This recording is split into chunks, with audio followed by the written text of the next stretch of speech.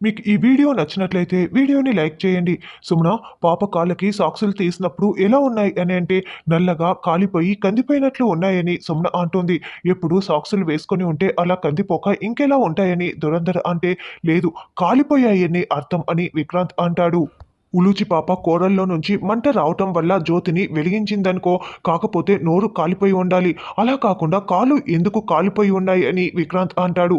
పాము కాబట్టి కూరల్లో నుంచి మంట వచ్చినా ఏమీ కాలేదనుకో, కాకపోతే కాళ్ళు ఎందుకు కాలిపోయాయి అని విక్రాంత్ అనడంతో అవును కదా అని విశాల్ నైని కూడా ప్రశ్నిస్తూ ఉంటారు. సమాధానం చెప్పాల్సింది మీరే అత్తయ్య అని హాసిని అంటుంది.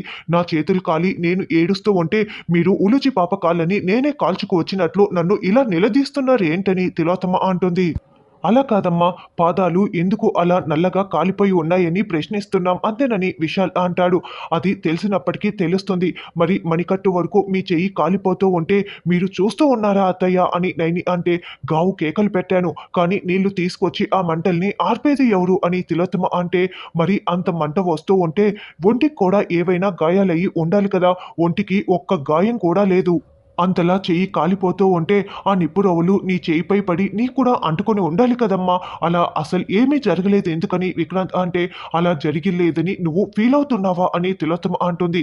అంతే కదా మమ్మీ, నీకు మంటలు అంటుకొని ఏమీ కాలేదని వాడు ప్రశ్నిస్తున్నట్లు ఉంది. నువ్వు ఇలా వచ్చినందుకు సంతోషపడట్లేదని వల్లభ అంటాడు. విక్రాంత్ ఉద్దేశం ఏంటంటే నువ్వు రూపం మార్చుకొని వచ్చావు కదా, మరి చెయ్యి మాత్రమే ఎందుకు ఇలా ఉంది అని అడుగుతున్నాడు అని విక్రాంత్ అంటే అవును కదా అని దురంధర్ అంటుంది. ఏంటి ఇంట్రాగేషన్ చేస్తున్నారా, నిజాలు చెప్పకపోతే నన్ను పోలీసులకి పట్టిస్తారా? తిలోత్తమ అంటే చివరికి మీరు అక్కడే సేద తీరుతారు కానీ ఇప్పుడు అడిగిన వాటికి సమాధానాలు చెప్పండి అత్తయ్య అని హాసిని అంటుంది. షటప్ అని తిలోత్తమ అరుస్తూ ఉంటే కూల్ అక్కాయ్, నువ్వు ఎంత ప్రశాంతంగా ఉంటే నీ చేతికి ఉన్న గాయం అంత త్వరగా మానిపోతుంది అని పావన్మూర్తి అంటే అది ఎప్పటికీ మారదు, ఆ చెయ్యి ఎప్పటికీ అలాగే ఉంటుందని నైని అంటే సర్జరీ చేసినా మారదా అని స్వప్న అంటుంది. ఏం చేసినా ఎన్ని వేషాలు వేసినా ఆ చెయ్యి మాత్రం అలాగే ఉంటుందని నైని అంటే వేషాలు వేయడం ఏంటి, మా మమ్మీ నీలా నాలా మారిపోతుంది అంటావా అని వల్లభ అంటే రే వల్లభ నోరు మూసుకో, వెళ్దాం పదా అని తిలోత్తమ అంటే అరే 10 నిమిషాలు మాట్లాడండి అని దురంధర్ అంటుంది. అక్కర్లేదు నాకంత సమయం లేదు అని తిలోత్తమ లోపలికి వెళ్తే మమ్మీ నేను కూడా వస్తున్నానని వల్లభ కూడా వెళ్తాడు. వదిన మీరన్నదే నిజం, అమ్మ చెయ్యి సర్పదీవిలో కాలిపోలేదు అని విక్రాంత్ అంటే సరిగ్గా కొలత ప్రకారమే కాలిపోయి ఉంది ఆ చెయ్యి అని విశాల్ అంటాడు. ఎక్కడ ఫ్రై చేసుకు వచ్చిందో ఆ మహాతల్లిని హాసిని అంటుంది. తర్వాత తిలోత్తమ గదిలో ఏదో సర్దుకుంటూ ఉంటే అప్పుడే నైని అక్కడికి వచ్చి ఏం చేస్తున్నారు అత్తయ్య అని అనడంతో గదిలోకి వచ్చే ముందు పర్మిషన్ తీసుకొని రావాలని నీకు తెలీదా అని తిలోత్తమ అంటే నాకు తెలుసు మరి మీకు తెలీదా అని నైని అంటుంది. ఏంటా మాటలని తిలోత్తమ అంటుంది. ఈ ఇంటి కోడలుగా ఎప్పుడు ఎక్కడ కావాలంటే అక్కడ స్వేచ్ఛగా తిరిగే హక్కు నాకు ఉంది. కానీ మీరు లలితాదేవి అత్తయ్యలా రూపం మార్చుకొని వచ్చారు కదా, ఎవరి పర్మిషన్ తీసుకొని వచ్చారని నైని నిలదీస్తూ ఉంటుంది. మమ్మీ పెద్ద మరదలు గదిలోకి వచ్చింది ఎందుకు అని వల్లభ ప్రశ్నిస్తూ ఉంటే మీ మమ్మీ సమాధానం ఇవ్వదు బావగారు, నేనే సమాధానం చెప్పాలి. ఎందుకంటే నేను తోలు తీద్దామని వచ్చానని నైని చెప్తోంది. నువ్వు అలా మాట్లాడకు, ఎవరి తోలు తీయాలని మాట్లాడుతున్నావు, నాకు అలా అంటే భయమేస్తోంది అని వల్లభ అంటాడు. రే ఏం కాదులే నువ్వు కాస్త బయట ఉండు, మేము మాట్లాడుకోవాలని తిలోత్తమ అంటుంది. అసలే చీకటి పడింది, నాకు గార్డెన్లో భయం మమ్మీ అని అంటే నువ్వు హాల్లో ఉండు వల్లభ, గార్డెన్లోకి ఎందుకు వెళ్తావు అని తిలోత్తమ అంటుంది. పర్వాలేదు మీ వారసుని ఉండనివ్వండి, అన్ని నిజాలు తెలుస్తాయి కదా అని నైని అంటోంది. మా మమ్మీ ఆస్తుల గురించి మాట్లాడుకుంటున్నారా అని వల్లభ అంటే ఆస్తుల కన్నా ఆశయమే జాస్తి అనుకుంటుంది మీ అమ్మ అని నైని అంటే ఏంటి మమ్మీ అది అని వల్లభ అంటాడు. రేయ్ నైని ఏమడిగిందో నీకు తెలుసా మరి అని తిలోత్తమ అంటే ఆ ఏమడిగింది చెప్పు మమ్మీ అని వల్లభ అంటాడు. మీ అమ్మ రూపం మార్చుకొని వస్తే మనం అందరము అంగీకరించాము, కానీ లలితాదేవి అమ్మగారిలా కూడా రూపం మార్చుకొని వస్తే ఏమనాలి అని నైని అనడంతో వల్లభ షాకింగ్గా చూస్తూ ఉంటాడు. మమ్మీ నువ్వు పెద్ద మరదలకి దొరికిపోయినట్లేనా అని వల్లభ మనసులో అనుకుంటూ ఉంటాడు.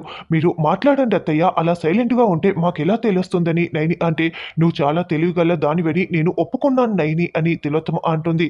కానీ మీరు అలా ఎందుకు వచ్చారో చెప్పనే లేదని నైని అంటే మమ్మీ నువ్వు నిజంగా లలితాదేవి పెద్ద పెద్దమ్మలా వచ్చావని నేను అస్సలు ఊహించలేకపోయాను, నిజంగా వచ్చింది నువ్వేనా మమ్మీ? పొరపాటున నీ సీక్రెట్స్ అన్నీ చెప్పేసి ఉంటే ఇంకేమైనా ఉండేదా మమ్మీ అని వల్లభ అంటే అన్ని సీక్రెట్స్ మెయింటైన్ చేస్తున్నారా అత్తయ్య అని నైని అంటుంది. నైని నాతో పెట్టుకుంటే నువ్వు దెబ్బతింటావు అని తిలోత్తమ అంటే, "ఆ! అలవాటయిపోయింది అత్తయ్య. మీరు దొంగ దెబ్బ తీయటము, నేను మళ్ళీ వచ్చి మిమ్మల్ని నిలదీయటము ఇవన్నీ అలవాటే కదా" అని నైని అంటోంది. "ఇప్పుడు మీరు చెప్పకపోయినా నేను తెలుసుకుంటాను. కానీ ఈ లోపలే లలితాదేవి అమ్మగారి రూపంలో వచ్చింది మీరని విశాల్ బాబు గారికి గాని, ఇంట్లో వాళ్ళకి గాని తెలిస్తే ఏమవుతుందో ఒక్కసారి ఊహించుకోండి. ఇప్పుడు మణికట్టు వరకే మీ చెయ్యి కాలిపోయింది. కానీ ఈసారి కాలేది పూర్తిగా మీ చితేనని" నైని వార్నింగ్ ఇస్తుంది. నైని వెళ్ళిపోగానే, "మమ్మీ నేను కూడా ఏమీ తెలియనట్లు భలే మాట్లాడాను కదా!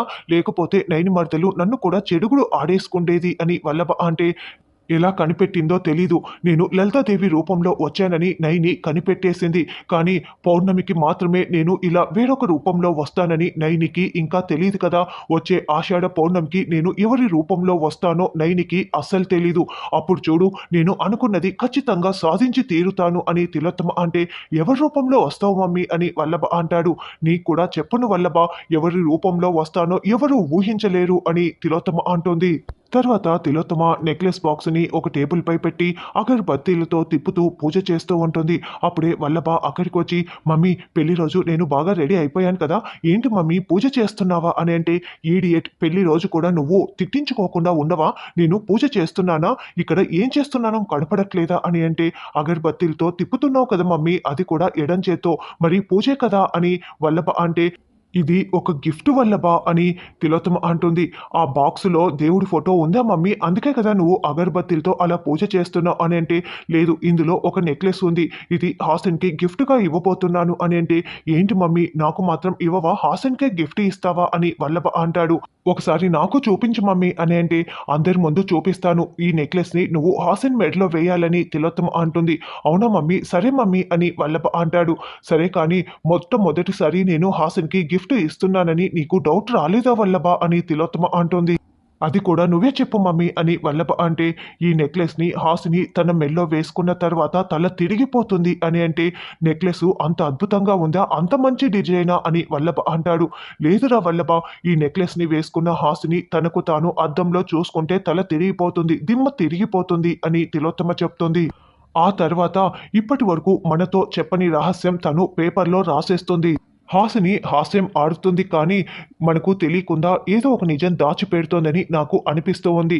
ఈ నెక్లెస్‌తో ఆ నిజం బయటికి వచ్చేస్తుందని తిలోత్తమ అంటే, "అంత పవర్ ఉందా మమ్మీ ఈ నెక్లెస్‌కి" అని వల్లభ అంటాడు. "వెళ్ళు హాసిని హాల్లోకి తీసుకురా" అని తిలోత్తమ అనడంతో అలాగేనని వల్లభ వెళ్తాడు. మనమందరము వెయిట్ చేస్తున్నాము. కేక్ కూడా రెడీగా ఉంది. ఇంకా వీళ్ళు రారేంటి అని పావన్మూర్తి అంటాడు. "వాళ్ళిద్దరూ కలిసి రావటం వింతే కదా" అని దురంధర అంటుంది. "అయినా కూడా వాళ్ళు రెడీ అయ్యి రావాలి కదా! కాస్త సమయం పడుతుందిలే" అని గాయత్రి పాపని ఎత్తుకున్న నయని చెప్తూ ఉంటుంది. "ఎంతసేపని పిల్లల్ని ఎత్తుకొని ఇంతసేపు వెయిట్ చేయాలి. ఇప్పుడు కూడా మ్యాచింగ్ మ్యాచింగ్ అంటూ ఉంటే ఎలా" అని సుమన అంటుంది. "నీకు అంతగా భారమైతే నాకివ్వు సుమన, నేనెత్తుకుంటాను" ఉలూచినంటూ పెద్దబొట్టమ్మ అక్కడికి వస్తుంది. "పిలవని పేరంటానికి ఎందుకు వచ్చావు? వెళ్ళిపో" అని సుమన అరుస్తూ ఉంటుంది. "నువ్వు ఊరుకో సుమన" అని నైని అంటూ, "హాసిని అక్క వల్లభ బావగార పెళ్లి రోజని చూడ్డానికి వచ్చావా పెద్ద పొట్టమ్మ" అని అంటే, "అవును వాళ్ళకి అభినందనలు తెలిపినట్లు ఉంటుంది. ఉలూచి వాళ్ళ అమ్మని చూసినట్లు కూడా ఉంటుంది కదా! అందుకే వచ్చాను నైని" అని పెద్ద పొట్టమ్మ అంటుంది.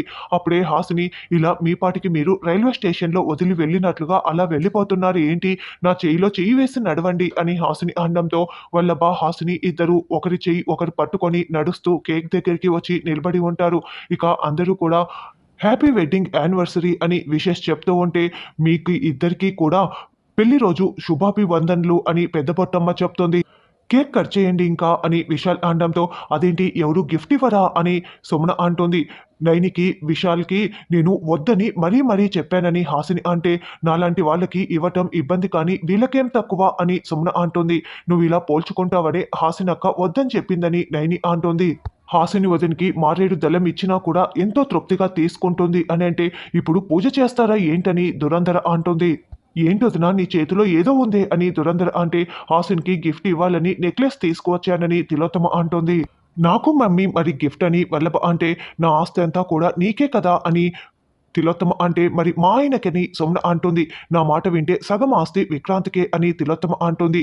నేను నీ మాట వినను. నాకు చిల్లిగవ్వ ఆస్తి వద్దు అని విక్రాంత్ అంటే, అంటే నా మాట వినవన్నమాట అని తిలోత్తమ అంటుంది. ఆస్తి ఇస్తానంటే వద్దనే ఆయన్ని ఈయన్నే చూస్తున్నానని సుమన అంటుంది.